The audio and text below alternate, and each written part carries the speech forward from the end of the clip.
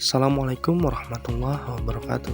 Saya Fahmi Tafil Huda akan sedikit menjelaskan tentang Kabinet Natsir. Berikut penjelasannya. Latar belakang Kabinet Natsir. Kabinet Natsir terbentuk pada 6 September 1950 dan berakhir pada 21 Maret 1951 pada masa demokrasi liberal, ketika Indonesia baru menjadi negara kesatuan Republik Indonesia. Setelah pembubaran Republik Indonesia Serikat dengan sistem pemerintahan parlementer yang membuat kabinet ini sangat bergantung pada dukungan DPR, sehingga Muhammad Natsir dari Partai Masyumi ditunjuk sebagai Perdana Menteri untuk membentuk kabinet yang bertujuan menciptakan stabilitas politik, memperkuat persatuan nasional, serta menata kembali pemerintahan dan keamanan negara pasca masa transisi Republik Indonesia Serikat. Alasan dibentuk dan berakhirnya Kabinet Natsir. Alasan dibentuknya Kabinet Natsir adalah Kabinet Natsir dibentuk pada 6 September 1950 untuk menciptakan stabilitas politik dan pemerintahan parlementer setelah Indonesia kembali menjadi negara Republik Kesatuan Indonesia dari Republik Indonesia Serikat. Dan alasan berakhirnya Kabinet Natsir adalah karena kehilangan dukungan politik di parlemen akibat perbedaan pandangan antara partai, terutama terkait kebijakan keamanan dan hubungan pusat dengan daerah. Pemimpin dan anggota Kabinet Natsir.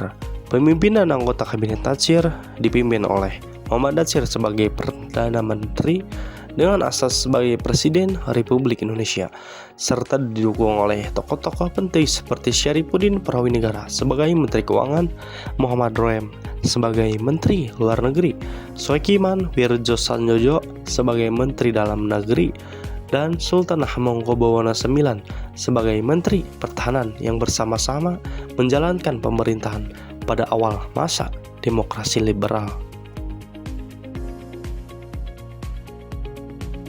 Ciri-ciri Kabinet Natsir antara lain adalah kabinet koalisi berbasis Masyumi didukung oleh partai-partai menengah dan kecil seperti PSI, Parinda, PIR, dan PSII, dan Masyumi sebagai penggerak utama. PNI menjadi oposisi. PNI partai terbesar kedua, menjadi oposisi karena tidak mendapatkan posisi yang sesuai dengan kabinet. Jatuh akibat mosi tidak percaya.